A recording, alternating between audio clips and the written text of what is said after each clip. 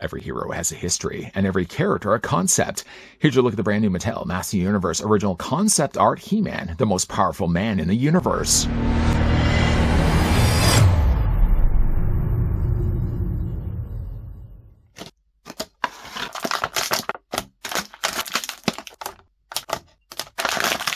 Universe presents sketchbook series featuring figures inspired by the original concept drawings of fan favorite characters before they evolved into the final forms of Eternia's greatest heroes and villains. Just think if you didn't step off the pages, who'd be protecting Eternia?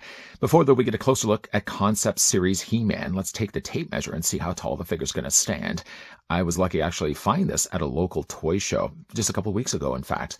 This guy was being sold on a table for $40, and for $40, I wasn't even going to talk the person down. That's not a bad price at all. He's going to come include some accessories. He's also going to come include some pretty cool looking art on the back of the box. I'll show you guys that also in a second. I don't want to get ahead of myself, though. Let's first, though, take the tape measure and see how tall concept He-Man stands. The answer to that question seems to be 5.5 inches in height, or about 13.5 centimeters tall. Of course, we can't have the discussion of concept He-Man without bringing in original He-Man. And by original, I mean origins. Size-wise, though, they're obviously, because they're using the same style of body, they're going to be equaling about the same size. Though concept He-Man, as you can see, does wear also a helmet. That gives him a little bit extra reach. Concept series also Man-E-Faces happen to be a figure that we've recently had a look at. And not that long ago, we also looked at a 2-pack that was concept series Grizzlor and concept series Hordak. How many times so far I've already said concept? I'll say it one more time. Concept art featuring on the back of the box, you can see, does have concept He-Man. Mark it in. And there's also as well sketch series Man-E-Faces. Didn't say the C word this time around.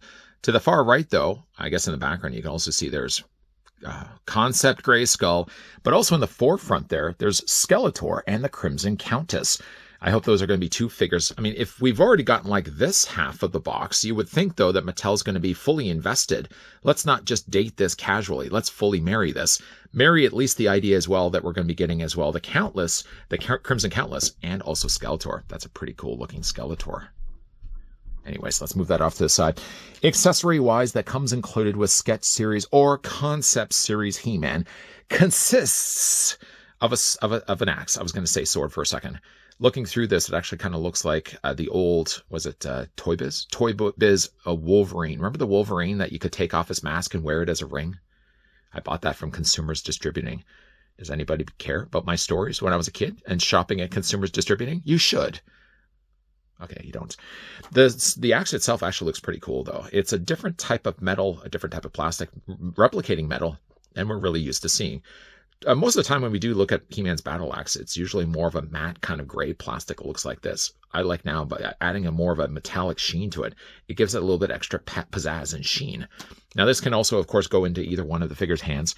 You could put it very well on this side. You could also put it on this side. It doesn't really matter. What does matter, though, if you look on the back of the figure's body, he does actually have a slot here where you could take said battle axe and slide it down. The one only issue I really have with this, you can already see for yourself. I mean, it doesn't completely fit all the way down there. I know many would right now be typing down below in the comments, dude, that's really for his power sword. He doesn't technically really have a power sword. He does also have a shield. The shield handle could also fit on the back of his body as well. But if you have plans, though, something to do with a battle axe, you're going to probably have to think of something else instead. By the way, again, we can take the battle axe and put it into either one of his hands. It does seem like, really, also looking at the handle, that it's a little bit thinner of a plastic too. So it feels like while it fits inside his hand, it doesn't feel like it fits as securely. Like I said already, He-Man does also come included with a shield. And just to, again, show you a traditional He-Man shield, I don't think this is really the regular origin shield, but it at least gives you an idea. Similar, though, in size. This one definitely has a little bit more color going for it as well. They've brought in really nice uses of brown and red, something, though, that traditional He-Man, outside really of his boots and his loincloth, tend not to have. The back of the handle, though, does have, again, the back of the shield does have a handle. I said earlier this would really fit also in the back. It doesn't really fit there either. So, I mean, it doesn't, if you wanted to, I suppose it could just really rest along the top like that. I know it's kind of rather silly, isn't it? So really, if anything, best take the shield, best take the axe, and just leave it in his hands and walk away and say nothing more. The only other one thing I'll say, too, is if you did happen to have yourself just a roaming power sword, hey, what are you doing leaving power swords all around the place as He-Man?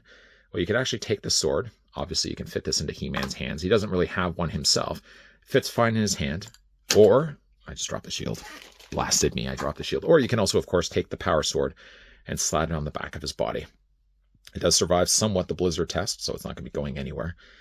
But again, like the figure is not going to come include the sword, but my guess is that's probably why they gave him the armor with the loop on the back of his body. It certainly isn't there, though, to really house the axe, unless you don't mind really that the axe sticks out a whole lot. And despite me saying this earlier, it clearly isn't designed to hold the shield, unless you really just kind of balance the I guess, too, you could probably even balance the shield and get the axe in there. Is the two going to kind of work together? Maybe it will. Maybe it won't. Somewhat. I guess technically you really could fit both and still survives the blizzard test. Removing those accessories and putting them off to the side right now. The head sculpt that we get with He-Man stock out of the packaging does take the known barbarian, slightly darkens his hair. I mean, up to this point, He-Man's really known for having light blonde hair, so it's a really nice departure to give him something different for a change. Said already, though, he does have the helmet. The helmet is not removable, so you can force as much as you really want. It's not going to be coming off. Face sculpt still gives him a grimace. Really like the head sculpt on this now. If you do like, though, kind of more of a traditional looking He-Man, he comes also with one that sports more now blonde hair. As you can see, the helmet is a little bit different too. This one now has spikes on the sides. Really interesting head sculpts either way, though. And again, we can just pop the head off the ball joint. Take now the head that looks a little bit more closer to He-Man and pop it in place instead. I did notice like the joints seem tight, trying to get the heads off, trying to get the heads on. It does also seem too like the plastic that they used for the face isn't really quite the same plastic for the rest of his body. It almost seems like the skin tone is a little bit different. So it's jarring a little bit, but the head sculpt still certainly works. Now, what doesn't really work, though, is if you happen to have yourself an Origins He-Man, because I'm sure guys would probably be asking this as well. We're going to pop the head off the ball joint. We're going to pop the head off this ball joint. And we're just going to see how an Origins He-Man happens to work with it. Does it work really well? No, not at all. It looks like He-Man's been out in the sun, but he happens just to be wearing a long sleeve shirt and long pants. So nothing's really getting, tan-wise, nothing's really getting to him, except for in his face. So it doesn't really necessarily work, but I guess really a workaround to that is obviously you could just take like things like his armor, like the bracers off his arms. You can take off the loincloth, take off the armor, and just use it then with a He-Man body. I don't know really why anyone would go through that many measures just to change out the body when you're probably just wanting to buy this anyways for an Origins or a Sketch series He-Man. Pop the head back in place. Hold on, I want to make sure I just put this head back. If not, it's going to roll onto the floor like the meatball, and somebody's going to write a song about it. Let's move that off to the side, though. Blonde-haired He-Man. I don't know if I would say I like it as much. I mean, my feeling, though, is if I'm going to be fully invested in getting a concept series He-Man, I might more so, I think, stick with the black hair. But I mean, again, like certainly either one of them is really a nice way of displaying the figure. What's nice, too, is also like his armor is very different from what we traditionally know for He-Man having. Like, even if you look at like his armor, I thought initially that they probably would have just used the same mold as this guy and just colored it slightly different. The one thing that's a little bit different, though, is you can see like the cross here on the front. This is fully filled in. This does actually have little openings here, so they would have had to remold something new. The top of it seems similar, though, as well, though, on the back of the body. It looks very similar, other than this one has like a circular peg place. This one actually has a rectangular peg if you wanted to undo the armor. Loincloth a little bit fuller down below here instead of having just a regular molded one here. This one does have some nice additional uses of gold. He's got some gold here on his bracers and gold down below here as well for his boots. Now, it's interesting now to see a He-Man that has open-toed sandals. He must be the most sandiest man in the universe. Don't go anywhere near the sandy beaches of Eternia because you're going to get all sand in your boots. I would imagine you probably would have to take off the entire boot to get the sand out of his sandals. But it's really weird to see barefooted He-Man. I guess he's not completely barefooted.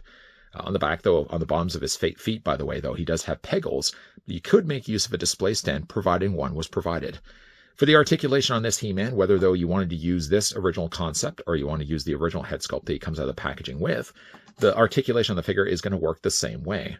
It is going to be, yes, on a ball joint. It allows the head to do what it's doing right now. Sure enough, though, it can also look down. It can look up. Where's it looking to? Obviously, he's going to have just the standard waist swivel. Arms rotate all the way around. You can hinge those arms out as well. There is no swivel in the bicep. There really never has been anyways, but you can at least swivel the forearm. There's a hinge right here as well, so you can hinge it back and forth. and the hands rotate. Now, the one issue I kind of really have with the hands, and it's more to the design of the character, because he has the bracer right here, and he's got this flap that covers over top. Can you see? I just want to make sure my hand wasn't in the way. This part here, the flap that covers over the front of the wrist, makes things a little then harder if you want to rotate the hand. Like if you want to hold aloft the magic sword, even though he technically doesn't come included with one, these flaps might get a little bit more in the way. Sure enough, the legs do split out. You can take the legs and move forward and back. Swivel at the top of the thigh. There is the single hinge, yes, on the lower knee. Lower leg rotates. The boot itself does rotate on its own. And of course, the sandaled feet move up and down, and you can rock them back and forth as well. Two things absent on this He-Man, something that we normally talk about at the beginning of the reviews, is that first, he doesn't have the paper pamphlet. No. How do I know possibly what can pop off and swap off with other figures if you're not going to include the paper pamphlet? That's sarcasm, by the way. We don't need the paper pamphlet. But something also that's absent for this release of He-Man is the mini comic. Now, being, of course, that he is going to be a concept sketch series He-Man, I can understand maybe why Mattel chose not to include a mini comic. It's not a widely retailed released figure, and therefore they're probably not going to invest the budget to produce a standalone mini comic unless this figure was maybe again sold online. I didn't buy this online though. I bought it at a local comic show. And this guy actually sent me back again $40, which again, I don't think was a bad price at all. I looked at the price. I looked at the person selling it. They probably were expecting me to probably start to haggle down the price, but $40 for me. I mean, the alternative would have been to order this guy online and probably then pay an exchange, pay the shipping, yada, yada, yada, blah, blah, blah, blah, blah, and just end up paying more for him. I had no problem at all just to end up paying $40. That's without tax. That's just upfront, full transaction. It's like buying a donut. I don't need a receipt. There was no receipt that was required. I wouldn't have probably gotten one anyways, but I'm glad to finally have concept art He-Man as part of my collection. Again, to bring back in Origins He-Man, it's interesting to really see where he comes from and where he goes to. And of course, when it comes to also sketch series, concept series, of course, we also got ourselves Hordak and Grizzlor, yes, as well. So there are a couple again of other original concept series figures. One that also is one I'm interested in getting is I'm drawing a blank now. It's going to come to me. It's always one that I end up seeing on Amazon. Cyclone. Thank you for the person that was screaming loudly. Ouch, that hurt my ear. Yeah, Cyclone was one I'm still kind of looking for. I know he's been on the market for a while. I'm looking at sort of a couple of sellers that are listing him on Amazon. Every once in a while, they drop the price. I get enticed. And I go like, should I add it this time around to the cart? And then sure enough, the last time that I did this, nobody cares at all about the story. The last time I put Cyclone in my shopping cart, he went from like $16 to $43. I'm like, no. I'm not going to be pulled into this trap of lies. I'm going to wait it out. I'm going to eventually get myself Concept Series Cyclone, and then he can finally be on display with Concept Series Manyface. I don't know why I said Concept Series so many times in this review, and now the Concept Series He-Man. One thing I got to say I really like about Concept Series He-Man is that Mattel found a way to incorporate not just the designs of Mark Taylor's He-Man, but also the look of Vicron. This head sculpt very much does look like Taylor's initial design of the most powerful man in the universe, while the black-haired helmet is very much looking like Vicron. I think the most of the body here is more Vicron's body than it really is the Mark Taylor design of He-Man, because really, Taylor's drawing of He-Man is with the gray armor, the gray battle axe, and the shield, and mostly the loincloth look that we have with traditional He-Mans. If you were to find, though, a close enough resembling skin tone, one entertained idea you could probably do is take this head sculpt and use it with the armor of a regular He-Man. You would just have to find a plastic body that's lighter and matching the same skin tone as this helmeted head sculpt here. And then you would just use the black-haired helmet and display it then with this figure, and then you'd have the Taylor's design of He-Man, and you'd have Vicron.